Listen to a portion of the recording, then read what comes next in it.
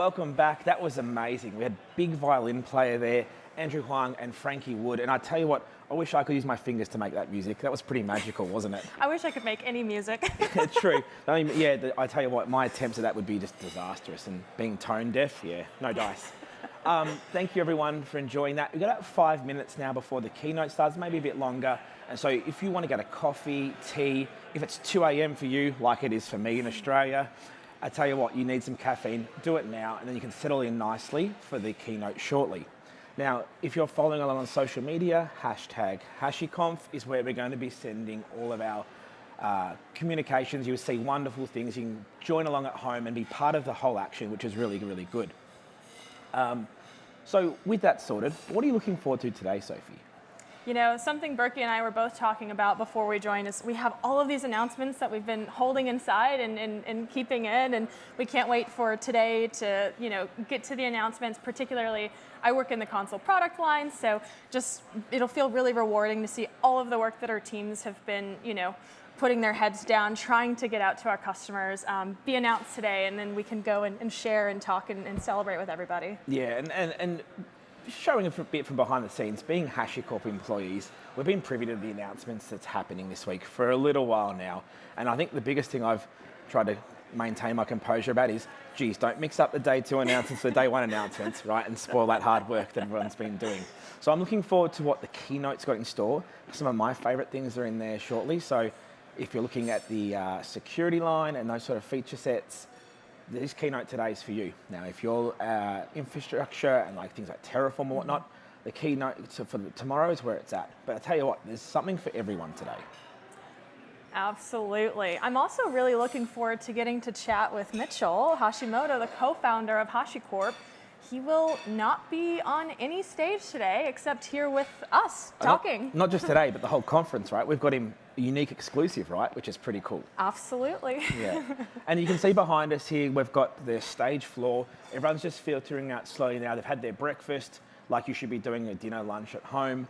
And they're heading upstairs to the keynote now, which we'll cut to shortly. So it's all happening. Like that sort of energy in this room has gone down to sort of a quiet din.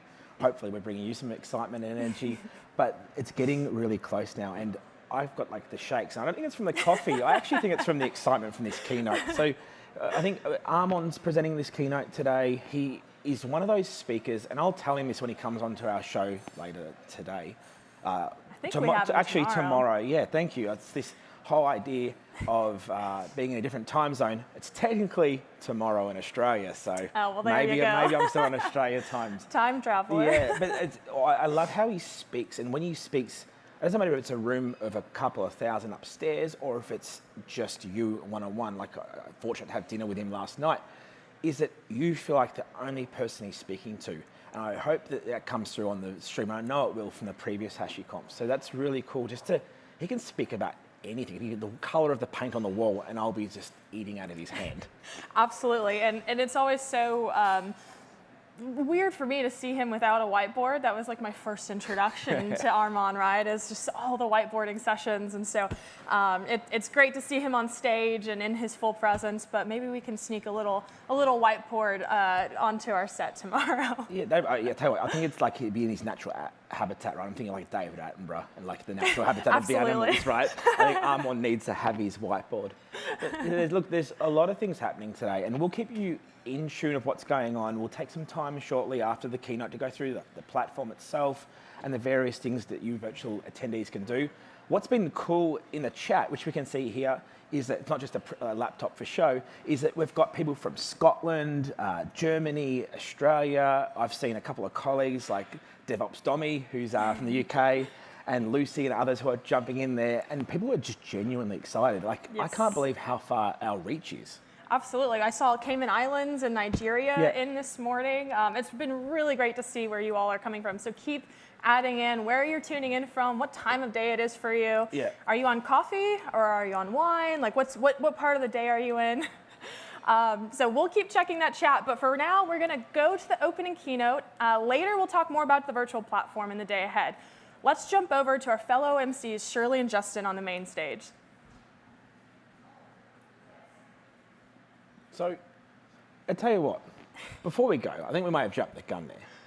what's really, really exciting is as people are filtering in, and just so you can see it there, you get the experience just beforehand, is that you'll get this beautiful opening intro. But as they're filtering, these rooms have this tinge of HashiConf colouring, and the whole auditorium behind us, the hallways are matching the colour scheme of our products. And I tell you what, walking in here, as you've noticed on the website, the platform, there's this beautiful hues of magenta and various colours, and it lights up as you walk into the keynote. And I tell you what, whilst you may not see it here, and not to make you feel like there's any FOMO, but just so you get the feel for it, it's like, just imagine yourself in a dark room with magenta on the sides and all these awesome, like, it's almost like retro vibes, like lining the stage, coming onto it. And there's this giant HashiCorp logo, 3 stages, a couple of thousand chairs, and you're going to be right there speaking one-on-one with Armon, Shirley, Justin, and it's pretty cool.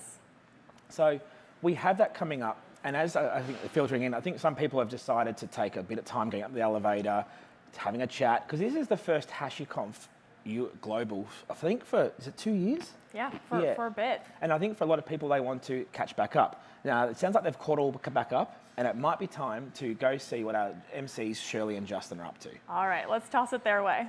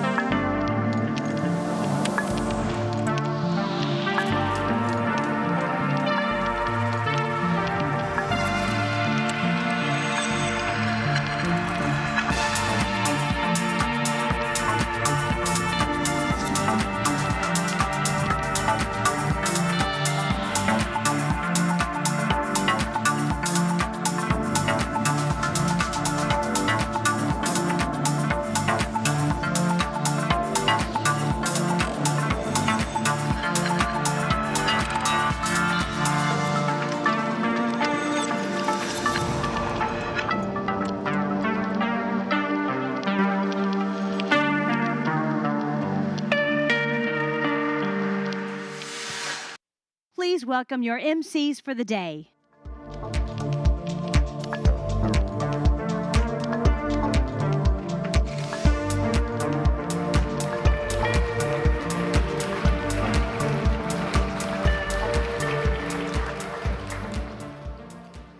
Hello, everyone. Good morning, and welcome to HashiConf Global. We're so excited to be here in Los Angeles with you this week. Whether you're from the LA area or you've traveled really far to be here, we're so glad you could join us for these few days. We'd like to give a special shout out to those folks who are attending virtually from around the world. Parts of track 1 and 2 will be broadcast from our virtual event, so you won't see them, but they'll be watching right along with you. Before we continue, let's introduce ourselves. My name is Shirley Xiaolin Xu. I'm a software engineer on the Waypoint team here at HashiCorp. And my name is Justin Retzolk. I'm the technical community manager for the AWS provider for Terraform. We, along with a few more folks on the other tracks, will be your MCs for today and tomorrow. Now, we're about to watch the opening keynote, but before we do, we have a few more things that we'd like to share. We'd like to kindly request that you place your devices on silent, take a minute, so that we don't disrupt any of the sessions. Obviously, this doesn't apply to you at home. Now, if you're tweeting today, our conference hashtag is #HashiConf, and that does apply to y'all at home. We'd love to see what you have to say as well. And last, but certainly not least, please take note of our code of conduct. We're committed to keeping HashiConf a safe space for everyone, everywhere. Be respectful, considerate, and most of all, be kind. That goes for all of our interactions here in Los Angeles, as well as our interactions on the HashiConf event platform. And now that that's out of the way, let's get started. Please help me welcome to the stage HashiCorp CEO, Dave McJannet.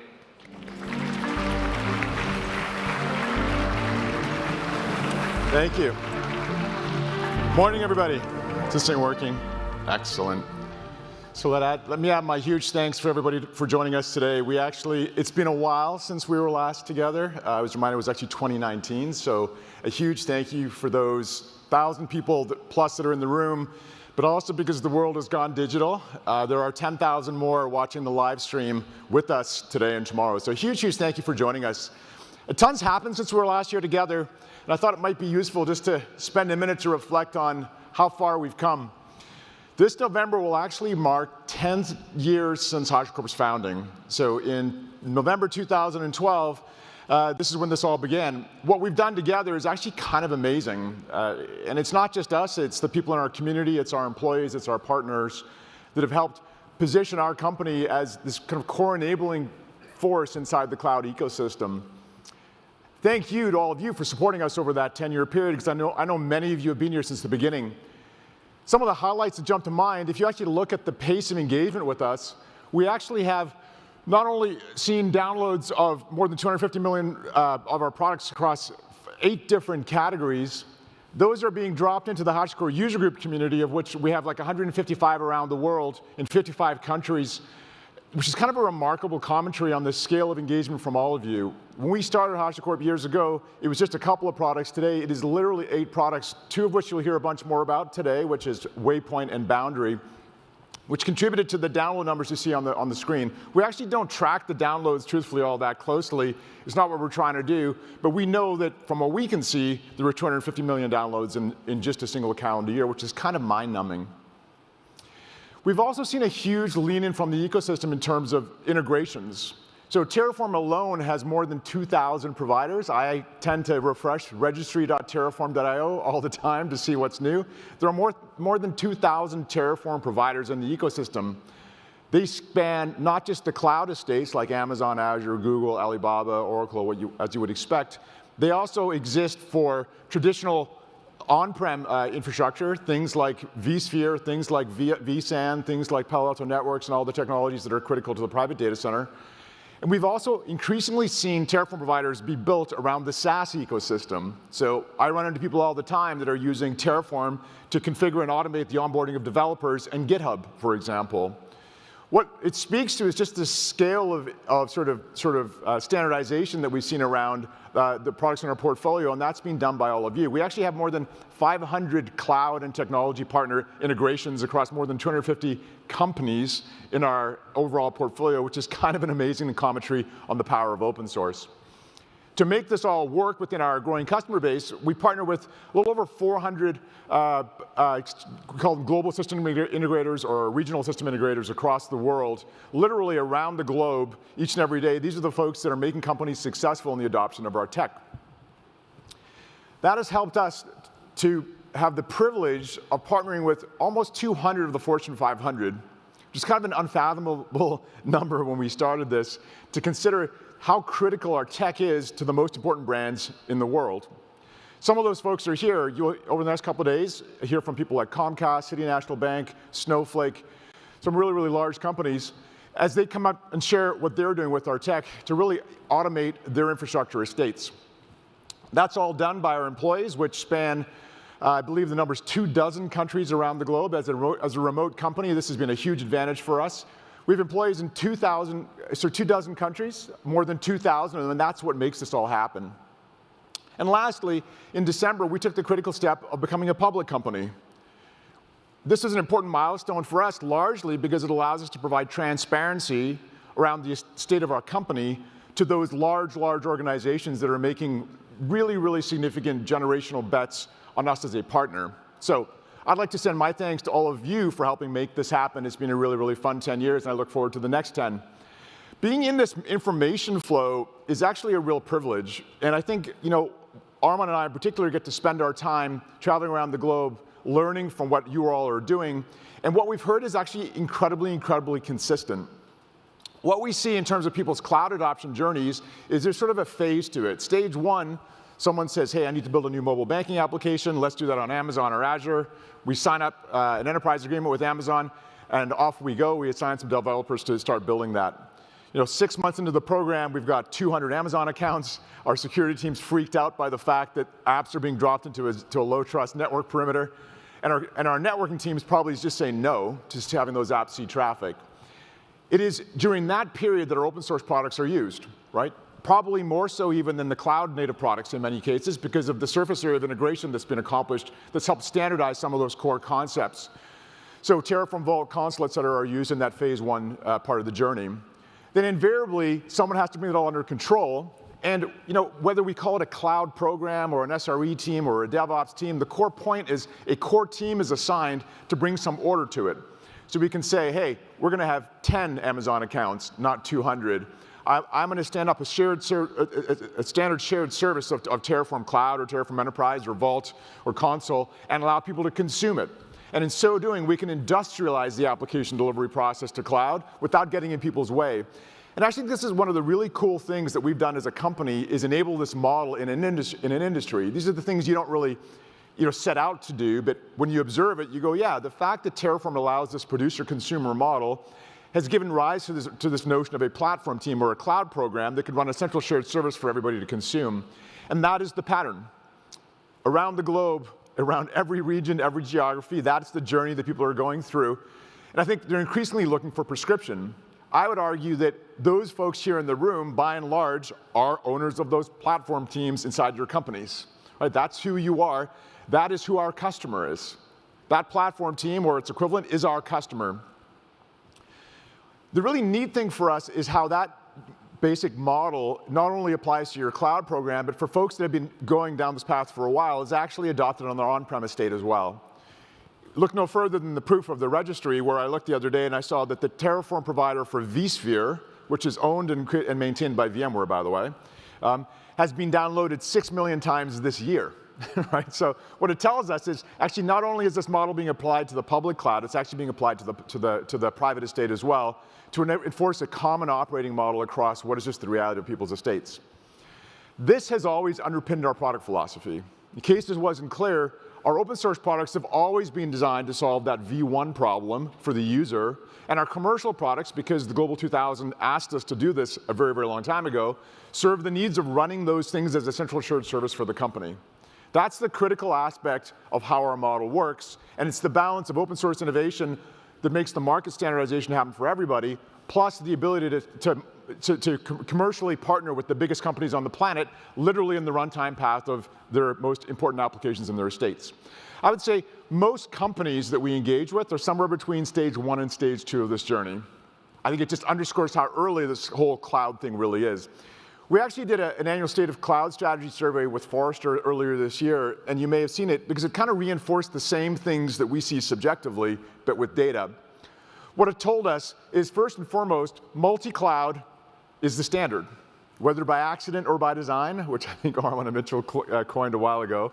Every company ends up in the multi-cloud reality. Why? Because different cloud providers have different personalities, they have different capabilities, and your companies want to be able to take advantage of that innovation. So every estate we engage with is multi-cloud. Point number 2, 86% of them have cloud platform teams as the basis for how they interface to that estate, right? They call them different things. They don't necessarily call them the cloud program. There isn't necessarily one for the company, but there is one for the business group that's adopting cloud. In the biggest companies that are successfully adopting cloud, it gets standardized as a single team, but for most companies, it's early infancy and is really being done at the business group level. But there are some inhibitors. First and foremost is skills. Is that surprising? skills is the #1 inhibitor to cloud adoption? Well, no. Think back to the mainframe transition to the client-server world. There just were not enough skills in the world of the client-server world to match the need in the market, and this is just going to take some time to work through. Point number 2 is that 89% of them said security is the biggest driver of cloud success. Not surprisingly, it doesn't matter how fast you can spin up compute if your security team's not going to allow it to see traffic. So skills and security end up being 2 of the biggest constraints to the adoption of cloud overall, not HashiCorp products, but cloud overall. And that's why we've been investing where we have. What you've seen from us is a very, very deep investment in certifications. So our team has actually processed through our machinery over 25,000 certified HashiCorp cloud engineering certifications over the last couple of years, which is indicative of our investment in trying to drive standardization into the industry for recognition for how to actually badge yourself as a cloud competent engineer. On the skill side of it, we've always had a big investment in the learning experience. If you recall, learn.hashicorp.com has been a huge part of our experience for a while. At HashiConf EU, we announced that Waypoint and one of our other products was also available in what we call developer.hashicorp.com. We call it dev. Internally. I'm pleased to announce that today all of our products are available for guided learning paths on developer.hashicorp.com, and you'll hear a lot more about that over the course of the next couple of days. We also heard in that survey that the majority are both implementing cloud platform teams, and also that security was the biggest constraint. We've also heard that a consistent approach to security is the #1 constraint to adopting a multi-cloud estate. And in practice, that cloud platform team is how this is getting done. If you have a common platform team to interface to the market, that is what enables you then to have a common approach to zero trust security. And this is why we're investing so deeply across the portfolio in the world of security.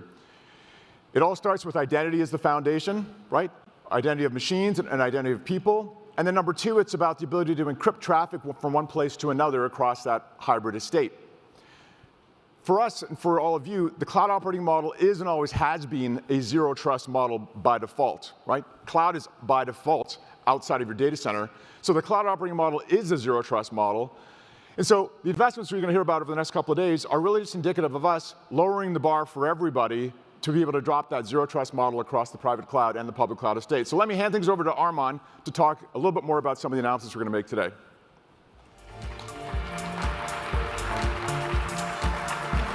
Thank you so much. Awesome. Thank you, Dave, and thank you all for joining us here. Super excited to be here. Super excited to have HashiConf back in the US after sort of a 3-year hiatus. So great to see so many familiar faces. I certainly just walking around the hallways yesterday and today. I know a lot of you, this is probably 2nd, 3rd, 4th, 5th HashiConf for many of you. So excited to have you back and excited to see everybody. So, thanks to Dave for kicking us off. I want to shift gears and go right away into talking about some of the product updates.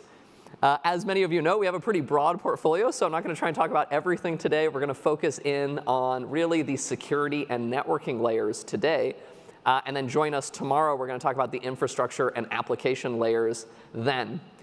So with that, let's jump right in, right? I think, again, as I said, we'll start and talk about security and networking today. But I think before we do that, almost want to set the stage a little bit as to how do we think about those layers, right? What's the problem space? How is sort of the challenge evolved around us? And I think that plays a big part in our product strategy and product thinking.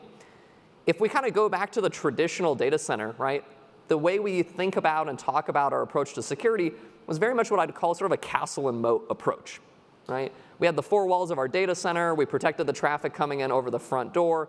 And it was a very IP-centric approach to security, right? We had firewalls. We thought about subnets. We thought about what CIDR blocks were sort of trusted and untrusted. And it was based on this idea that we had this sort of clear perimeter. The outside of our network was bad and untrusted. The inside of our network was confidential, secure, high trust, right? And of course, if it was a large enough network, hopefully we were doing some level of segmentation between the development, staging, production, PCI fabric, right? So this was a very classic approach to network security based on this idea of a network perimeter, right? Now, what's been changing is that our networks don't look like that anymore, right? Now they're much, much more complicated, right? And I think this is driven by a number of different things. One, obviously cloud, right? So now we have multiple cloud providers, we have multiple regions that we're operating in. Two, I think COVID dramatically accelerated, right, the move to bring your own device. People are working from anywhere. So this notion that I have a clear perimeter, is rapidly disintegrating, right? There is no longer these sort of very clear four walls with static infrastructure and a clear point of ingress and egress for my traffic. Instead, it's this very complicated sort of sprawling estate where things are much, much more dynamic, right? I have applications in Kubernetes, they're auto-scaling. I have Lambda functions, they come and go. So trying to understand my estate through the notion of static IPs and having a sense of like where are things physically located is increasingly challenging, if not impossible, at scale, right? So our view is, okay, you have to actually take a different approach to security entirely, right? It's not a slight tweak to what we're doing, it's an entirely different paradigm, right? So I think for us, that really brings us to kind of the notion of zero trust, right? And I think, in some sense, that means a lot of different things to different people. I think, in some ways it's reminiscent to me of DevOps, 5, 6, 7 years ago, where ask 10 people what DevOps is, get 10 different answers. I think today, ask 10 people what zero trust is, get 12 different answers, right? So what does it mean for us? The way we think about it is it's fundamentally about saying, I don't trust you because you're on my network. My network doesn't imply that you're authenticated. It doesn't imply that you're authorized to do anything, right? Instead, what we're saying is you explicitly have to authenticate every user, every application, every device, and you have to have an authorization that says, what are you allowed to do, right? Now, the basis of that authentication and authorization for us is identity, right? And I think this is that paradigm shift that we're going through from thinking about IP as the unit of authentication and authorization, where I had a firewall rule that said IP1 to IP2, to an identity-based rule that says, Armon is a member of the development team. That identity gives him access to the set of web servers, right? That's a very different level of control based on logical user identity, logical service identity, right? So that's our view, is that, okay, you have to shift the controls fundamentally to think about manage identity. Now, how do we make that actually work in practice? Well, that brings us to the portfolio and how we actually think about making that strategy, that paradigm shift real, right? So we talk about zero trust through this sort of a 4-pillar strategy, right? Unfortunately, identity doesn't exist at the network layer, right? What you see at the network layer is source IP, destination IP, right? You got your classic network tuple. What you don't see is what's the identity of the application, what's the identity of the user. So the first part of our challenge is we actually have to establish identity, right? So this starts with first, human identity, right? That's the first pillar, or last pillar, depending on how you want to think about it. And that might be our classic approach to single sign-on, right? We have identity providers, might have been Active Directory or LDAP on-premise. Now it might be, Azure AD or Okta or Ping or some other provider in the cloud. But it's about a common user directory, having some sort of cryptographic protocol that says, yep, this is Armon, he's a member of HashiCorp, he's part of the development team, right? So at the heart of it, it's about understanding and being able to understand human identity. Then on the other side is machine or application identity. I'll kind of use machine and app interchangeably. But it's about that specific workload. How do I know, is this a web server? Is this my Redis cache? Is it a database? Is it service foo? I need to understand the identity of my application so then I can drive policy against that to say, oh yeah, app foo is allowed to talk to the database, right? So it's about understanding application identity, and that's actually where we put Vault, right? And we'll talk about this more. People often think about Vault only as sort of a secret manager, certainly a key use case for it. But it starts with understanding app identity and then policy based on that. Once we know that, then great, we can start governing the flows around it, which is, okay, how do my different applications talk to one another? That might be north-south, right? I'm ingressing traffic. That might be east-west. I'm going web server to database, right? So there's a networking challenge highly connected to security. That's where Consul sits. And lastly, I have human access, right? I have my web developer needs to SSH into the production environment, or my database admin needs to get to a database. So I have a human-to-machine access problem. That's boundary, right? So that's how we think about the 4-pillar strategy. Yes, these are independent products, built separately, solving their own thing, but they're part of this larger story, which is how do we shift our approach to really a zero-trust strategy and at the same time elevate to thinking about identity as the basis of those controls. So ultimately, even though these are all separate problems, they have to tightly integrate, right? Because these flows all happen, across these different boundaries, right? You're not sort of working in isolation. So yes, they're independent, but great, they all interconnect together in various ways, right? So if I'm talking about, saying my web service is allowed to talk to my database, Consul needs to understand the identity of the web service, identity of the database, so it has to interconnect with Vault and issue certificates. So Vault might be used as the PKI authority. Similarly, if my database admin wants to connect to the database, well, great, Consul knows where the database is and the identity of that, but Boundary needs to talk to maybe Okta to understand, are you a DBA? So you can see how Boundary then needs to integrate across to those different providers, whether it's Consul, Vault, the SSO provider, et cetera. So these all are logically interconnected because they're part of a bigger strategy. Now, as we talk about that shift to managing identity, I think one of the first problems we start running into is that identity is highly fragmented, right? It doesn't exist necessarily in one central, obvious place. In the same way our infrastructure is highly fragmented, so is our notion of identity, right?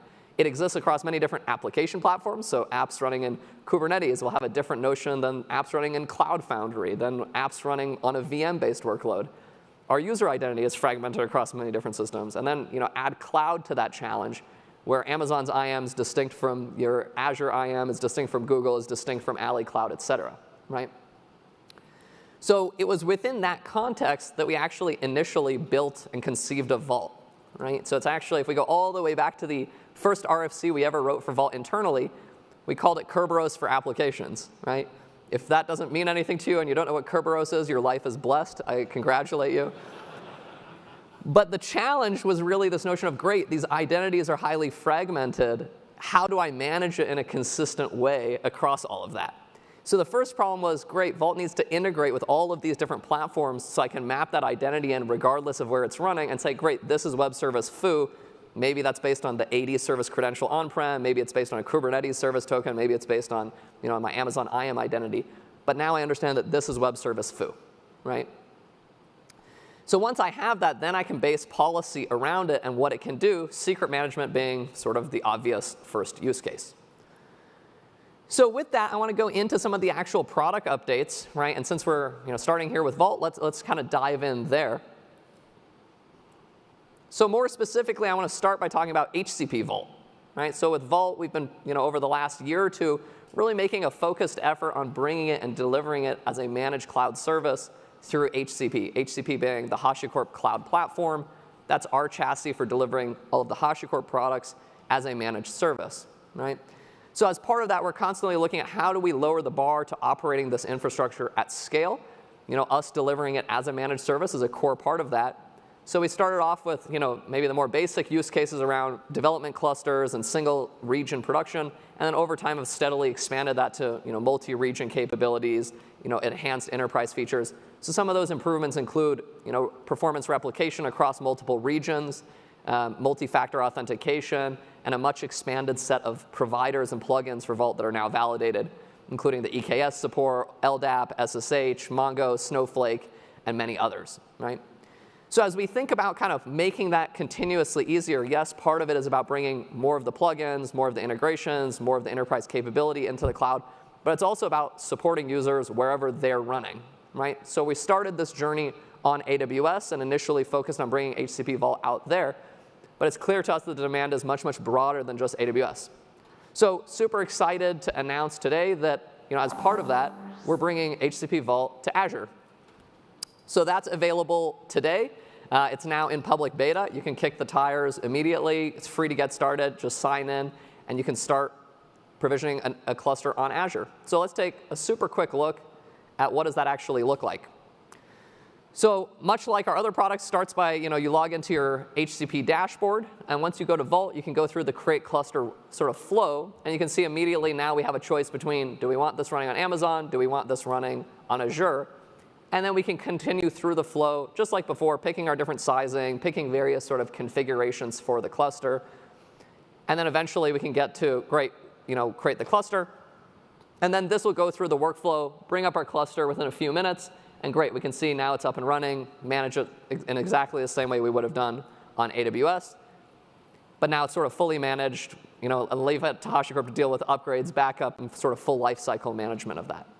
So super excited for this. Would love to get your feedback in public beta now, so go ahead and kick the tires and let us know what feedback you have. Shifting gears a little bit to Vault Core, one of the areas that we've also been focused on is how do we think about data protection, right? So this is going beyond just Vault as a secret manager and really thinking about what role does Vault play to protect keys, to help you encrypt data at rest, data in transit. And so one of the sort of areas where we've invested quite a bit is thinking about Vault as a software security manager, right? So as maybe contrasted with a hardware security module, where it's a physical hardware device you'd put in your data center, it's thinking about Vault as the software version of that. So a lot of work has gone into really making Vault aware of some of these key cryptographic protocols, whether it's KMIP, PKCS11, some of these classic protocols that HSMs speak, so that you can kind of bring it in and use it and manage it as software, where previously you had hardware devices. And then similarly, enhancements around bring your own key, whether you're using Vault to encrypt data or tokenize data, or to use it as a backend for managing your key custody within cloud-based KMS systems. And then enhancements to the PKI engine as well to support better key revocation and protocols like OCSP. Then as we think about the ecosystem around Vault, it's what are all the pieces that we can continue to integrate with. So Vault has a wide range of integrations today, whether it's classic database systems, message queue systems, caches, and much, much more beyond that, right? We talked about Snowflake and Mongo just a minute ago. And so continuously looking at how do we expand that surface area of support, right? So we are adding, in the latest version, support for Oracle's transparent disk encryption, so you can use Vault as the key manager behind Oracle systems, as well as dynamic secrets for Redis across many different versions and distributions. So open source, Redis Enterprise, Amazon Elasticache, and more. So this allows us to have a just-in-time dynamic secret for Redis as well, right? So lots of new updates around Vault. Super excited about that, and continue to see a lot of momentum as people are really thinking about, great, how do we move from secrets living everywhere to at least managing secrets centrally and assigning an application identity, to then moving beyond static secrets into dynamic secrets and data protection use cases.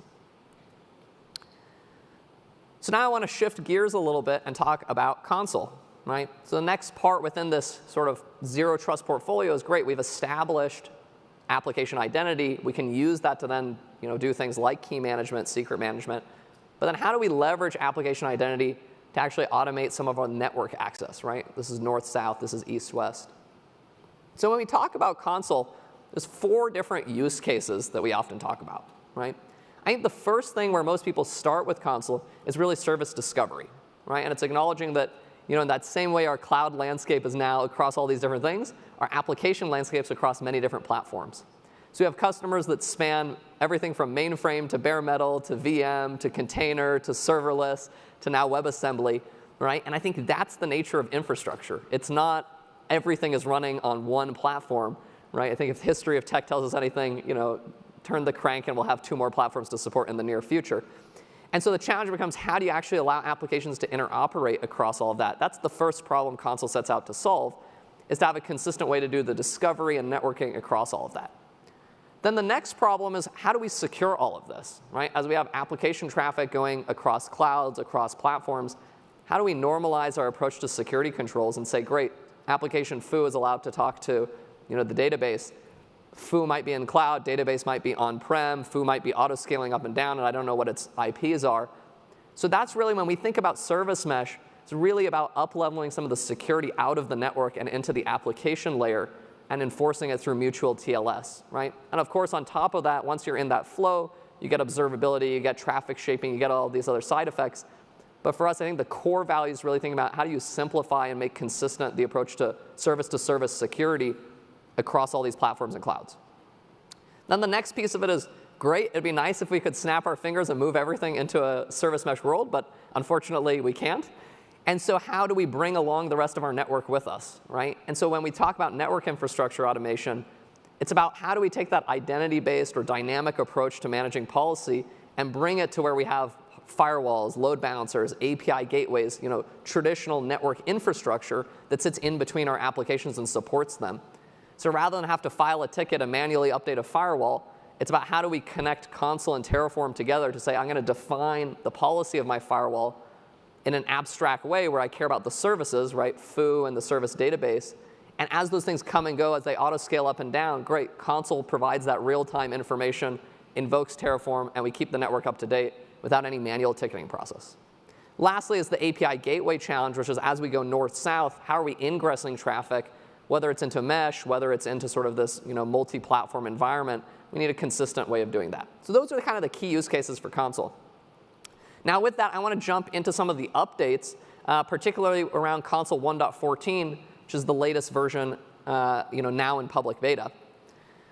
So one of the first major new capabilities that we're introducing is what we're calling cluster peering. If you've used console for a while, you know it's supported multiple data centers since the 0.1, so it's been many, many years. But it's always supported it in an active secondary model, right? So you had one data center that was active, you had all the others that were sort of secondaries that were connected to it, and policy sort of flowed from the active to the other sites. And this made sense for a lot of configurations, particularly if you only had a limited number of data centers.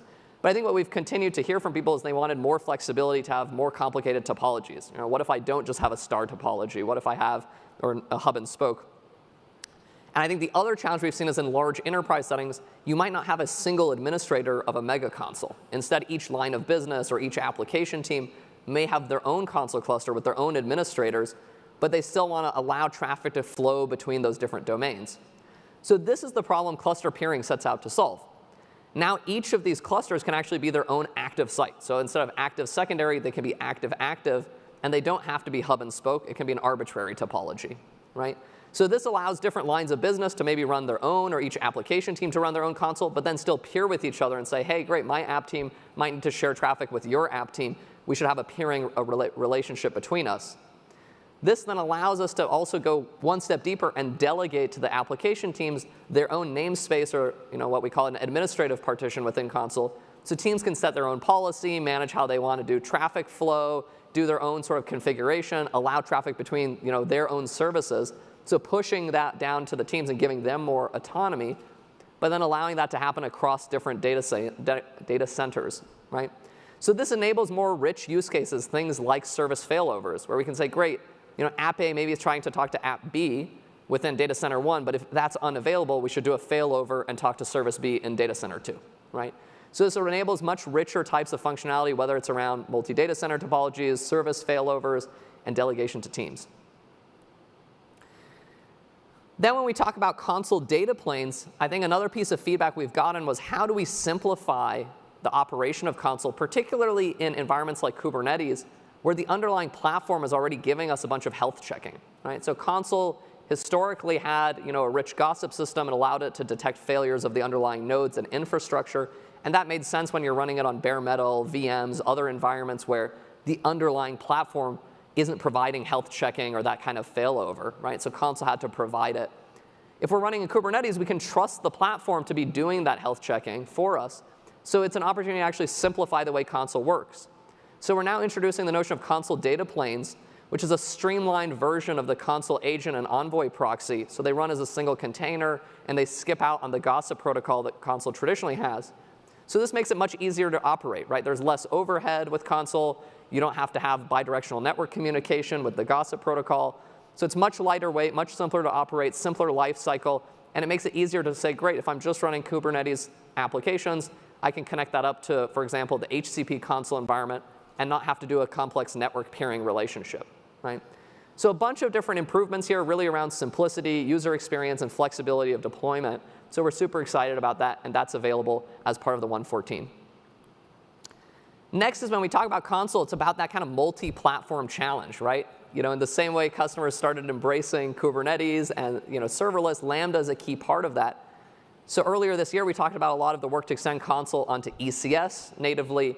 Now we've also been focused on extending console into Lambda environments as well. So this flows in two different directions. One is going from the mesh to Lambda. So I might have mesh-based applications that need to invoke Lambda functions. And we want to do that in a way that's consistent, secure. We can kind of govern it through the same set of console policy. So that piece is going generally available today to allow that direction of traffic, right? The other direction is also going into public beta, because I think that's equally important, which is I might have a next generation set of services that I'm building on Lambda as a serverless capability, but those need to call back into my existing services that maybe are VM-based or Kubernetes-based or bare metal-based. And so as I'm going from mesh back into, from Lambda back into the mesh, We need a secure way of doing that. So that's going into public beta today as well, and gives us a consistent workflow to govern all of that regardless of which platform we're running on, right? So really enabling that kind of mix and match of infrastructure that we increasingly see, right? So pulling it back, right, as we talk about console 114, lots of improvements coming in, right? Some of the key highlights being cluster peering that we talked about, data planes, ECS and Lambda support being much deeper, along with many smaller usability enhancements and quality of life improvements. So there'll be some great sessions going deeper on a bunch of that. Now, shifting gears a little bit, and talking about the transition to HCP console, right? Again, similar to Vault, the goal is how do we make it easier and lower the bar to operating this infrastructure at scale, right? So great, where we started with HCP console was, can we deploy a cluster? Can we make it easy to stand it up, manage that whole life cycle of backups, upgrades, all that kind of good operational stuff? But I think the challenge we end up seeing is that over time, you actually don't have one console cluster, you have many, right? Either you're running them across multiple clouds, you're running them across multiple regions, you're running them for multiple different app teams. So over time, your problem is not how do I manage one, it's how do I manage many, right? And I think that's where the challenge starts to grow, right? It's multiple platforms, clouds, et cetera. And so when we think about sort of what we're trying to do with HCP console, it's not just operating a single cluster. It's how do I make it easier to operate all of my console infrastructure, all of my network infrastructure.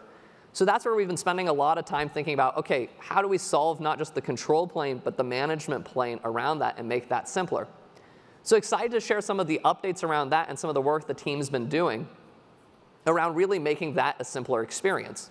So the goal is to really elevate HCP console to be a single unified management plane for all of your console services, right? So that's about a global catalog, it's about having a unified view, and about making all that sort of magically hosted as part of running console. So let's take a quick look at what this looks like. So again, starting through the HCP console, we still have the option we can launch a cloud-managed instance for, that HashiCorp's responsible for, or you can actually bring your own self-managed console that you're already running, right? So in this sort of example, we'll work through the flow. Here we're going to get some examples of how to bootstrap a console cluster running on a Kubernetes environment, right? But this could be a cluster that's running, that you already have. We want to enable you to bring that to cloud to really support that sort of hybrid management. In this case, we'll bring up this particular cluster on Kubernetes, and great, now we can see it's showing up within cloud, even though this is self-managed running in our own data center or in our own cloud environment, not managed by HashiCorp. But we still get visibility about what are the versions it's running, are there any sort of issues that we detect, right? Are we out of date? And then through the UI, we can still access the console UI. So even though it's through the cloud portal, this might be running on-prem, we still can understand what are the services, what's their health status, how is the cluster being configured, are there any sort of problems with it that we detect? And so again, this starts to enable HCP console to be that unified management plane across the cloud managed and self-managed, regardless of where those clusters are running, in kind of a consistent way, right? Now, where's the future vision of this going? That we talked about will be available shortly. Where we want this to really get to is it's not just a management plane to let you view it, but actually configure and administer the console. So in this case, I might trigger a peering relationship between my US West and US East clusters, right? And so this will actually orchestrate the peering arrangement between those, right? Going back to some of the cluster peering that we just talked about. So now we're not just viewing things, we're actually managing a global fleet of clusters in a consistent way. Here we might say we're getting alert information or monitoring information around versions or security issues that are that we can discover over time. And then it's about pulling in that observability information and making it easy to understand, great, how's traffic flowing between these things? What's the status of my different services?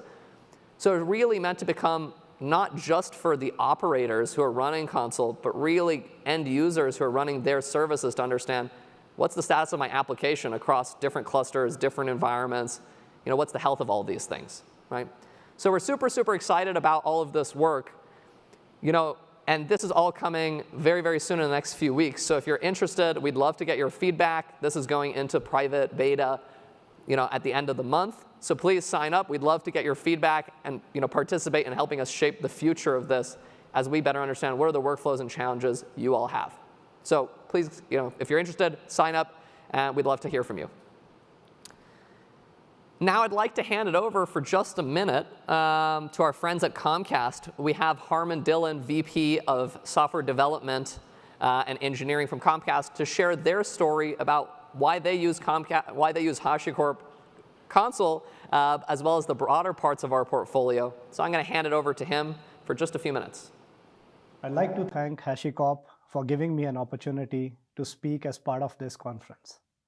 To introduce myself, I'm Harman Dhillon, Vice President for Software Development and Engineering at Comcast. Our team's vision is to create extensible, open ecosystem of integrated tools and capabilities to improve developer experience that allows them to focus on delivering business value. Now, we help analyze developer pain points and then look at solving problems by creating undifferentiated products focused on the needs of the engineers. These are built from the ground up that are sometimes using open source or in some cases using off-the-shelf vendor products. Value we provide to the developers is abstracting away network, security, and other complexities associated with enterprise needs as we integrate the products and make them available to the developers as part of different phases of development journey.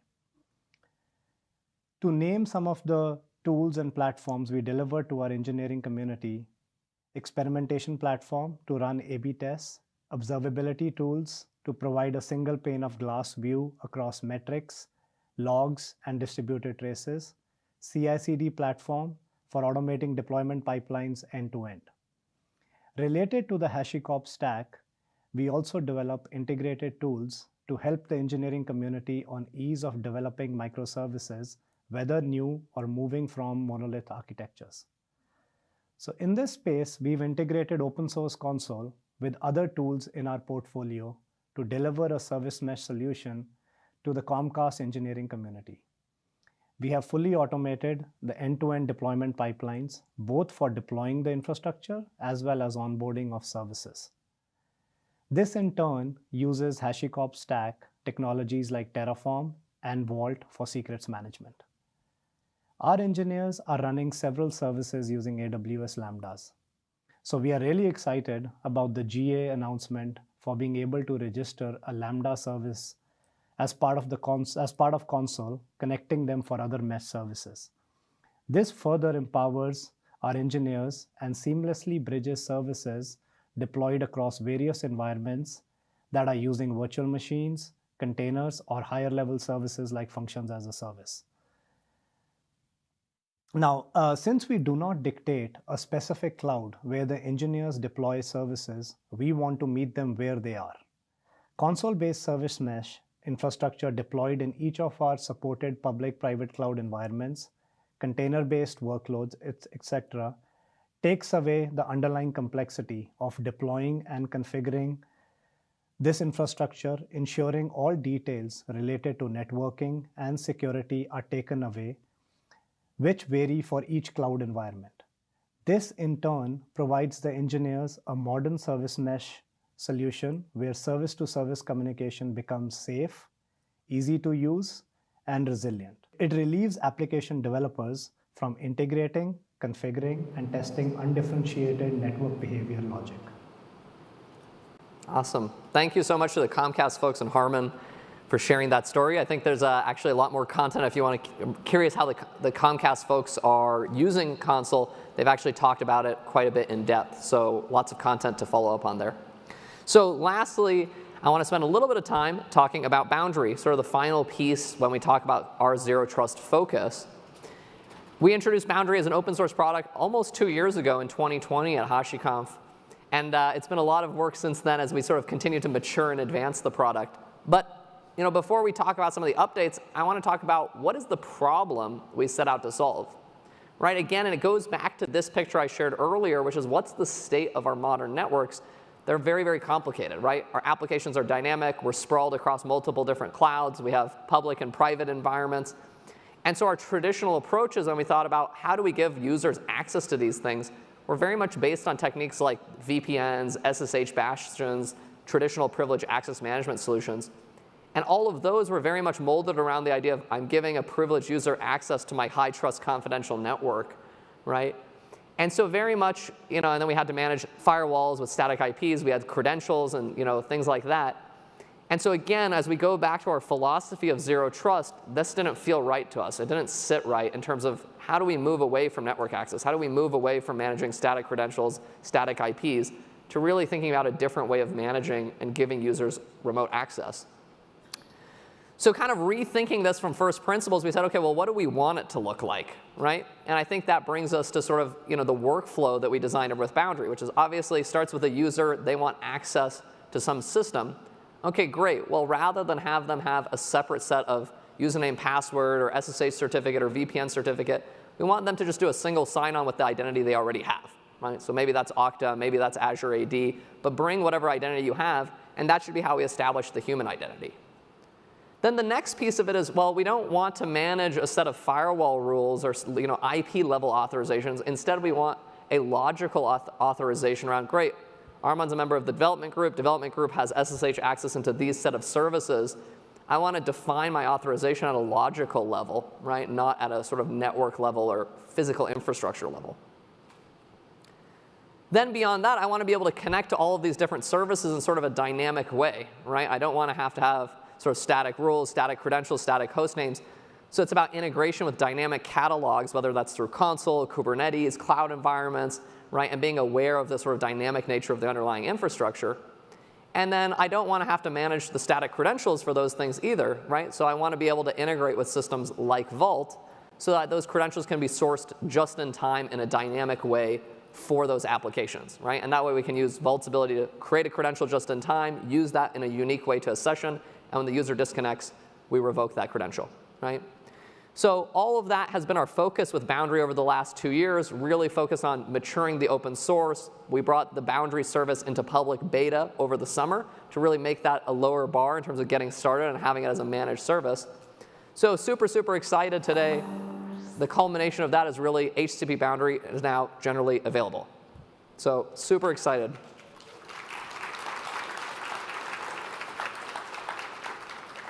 So I want to take a quick second just to walk through what does that actually look like with HCP Boundary, right? So not going to be a surprise, very similar. You're going to start through the HCP portal experience. And when we go in, we can log into the Boundary service here. Great. We can log in as our different sort of users and connect this to our various IDP systems, right? So again, might be Okta, might be Azure AD.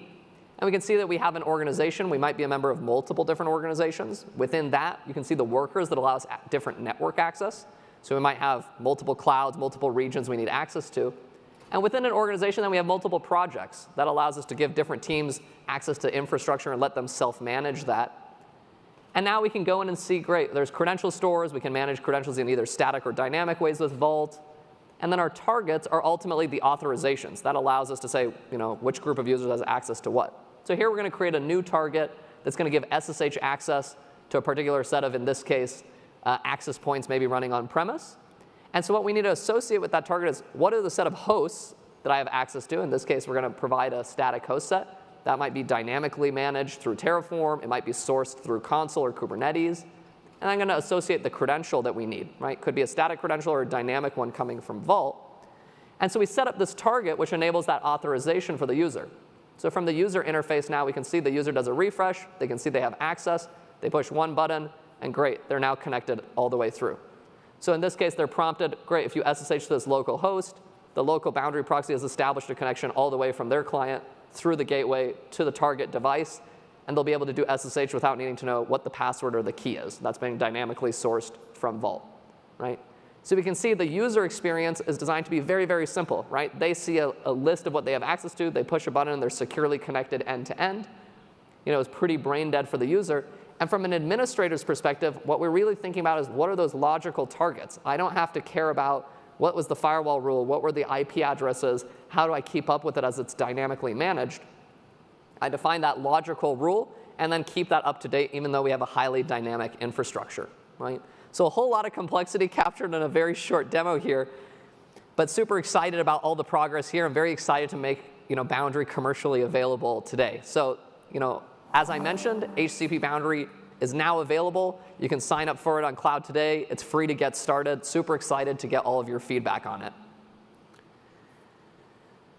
So pulling it back out, right, as we talk about the broader portfolio and zero trust, again, for us, it's the view that we have to shift away from an IP-centric view to really an identity-based view of managing these things. That brings the sort of four-pillar strategy around how do we establish that identity, both application, machine, human, and then how do we use those identities to govern either the networking flows, north, south, east, and west, or the human access flows as we provide our users remote access into these systems. So super excited that as of today, all of these products are now generally available and delivered as cloud. So you can consume all of this as a cloud service as part of our mission to make this more accessible, as well as self-managed for customers that aren't ready yet to have this stuff entirely cloud delivered. So thank you so much for joining for day 1. We have a lot of great sessions and content following this. Join us day 2 for our infrastructure and application updates. And with that, I'm going to hand it over to our wonderful MCs to share more about today's programming. Thank you so much. Hope you enjoy the conference.